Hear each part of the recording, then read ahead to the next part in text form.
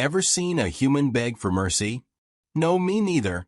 Commander K sneered as he addressed the assembly. The Galactic Council chamber buzzed with tension. The various species gathered-eyed each other nervously. K's 7T frame dominated the center, his scaled fists clenched as he paced. Humans are weak, he continued, his voice dripping with contempt. They haven't participated in a single galactic conflict in over a millennium. They hide behind their diplomacy and their fragile alliances, too scared to stand on their own two legs. A murmur of agreement rippled through the chamber. The Terran Empire had long been a subject of ridicule, their absence from the war fronts of the galaxy interpreted as cowardice for centuries. Humanity had managed to stay out of the fray, negotiating peace where others waged war, buying time with treaties and trade deals. It was a strategy that had kept their worlds intact while others burned, but it had earned them little respect. Perhaps we should issue an ultimatum, suggested Sol, a slender amphibious being with skin the color of deep water. Force them to choose a side. Either they fight with us against the Krogan, or we dismantle their precious empire piece by piece. They won't fight, Kay scoffed. They'll surrender before the first shot is fired. Humans are too civilized, too evolved to get their hands dirty. The assembly nodded in agreement. The decision was all but made.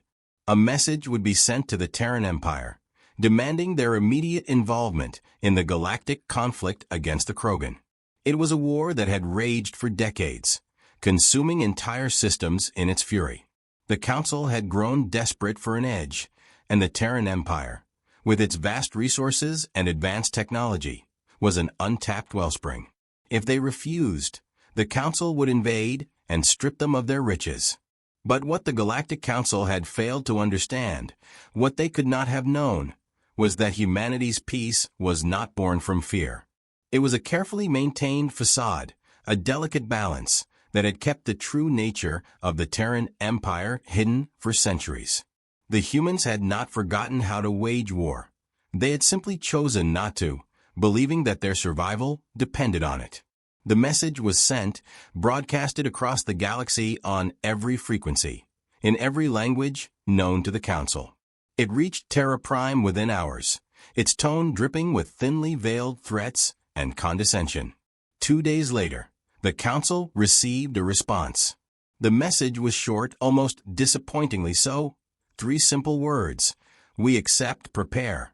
There was no additional context, no conditions, no negotiations, just a promise that the Terran Empire would join the war effort. Commander K stared at the message, his confidence faltering for the first time. "What is this?" he growled, his eyes narrowing at the screen. "This isn't the response of a frightened species." ST shifted uneasily beside him. Perhaps they intend to offer support from a distance, providing resources but not soldiers. K shook his head. "No. The message is clear, they're joining the war. But why so suddenly? Why so casually?" The Council members exchanged nervous glances, the earlier bravado evaporating in the face of this unexpected development. Humanity's response had been far too calm, far too measured. It was not the reaction of a species reluctantly dragged into conflict. It was the response of a species that had been waiting for an excuse.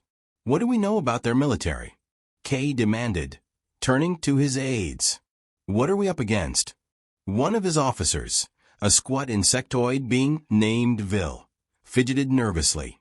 The Terran Empire has been notoriously secretive about its military capabilities. We have estimates based on trade records and technological exports, but... Estimates? Kay interrupted, his voice rising in anger. "What do we have on their actual forces?"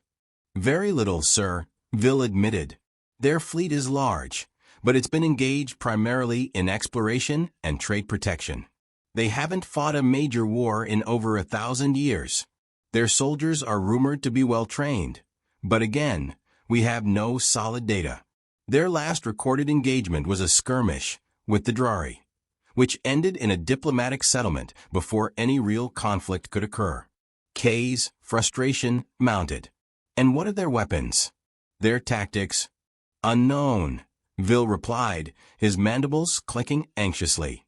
The Terran Empire does not share such information, and their dealings with other species have been strictly non-military. The commander slammed his fist down on the console, the force of the blow reverberating through the chamber. Damn it! We're walking into this blind. Stahl placed a tentative hand on Kay's arm. Perhaps we should reconsider our approach, send a delegation to negotiate terms, ensure that their involvement will be to our advantage. Kay shook his head. No.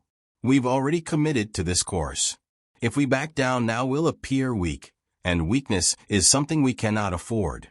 Not with the Krogan breathing down our necks. The council members reluctantly agreed, though the unease in the room was palpable. The Terran Empire's sudden willingness to engage in war had thrown them off balance. But there was no turning back now. They would meet the humans on the battlefield and secure their assistance by any means necessary. Within days, the Council fleet was mobilized, the largest armada ever assembled in the galaxy's history.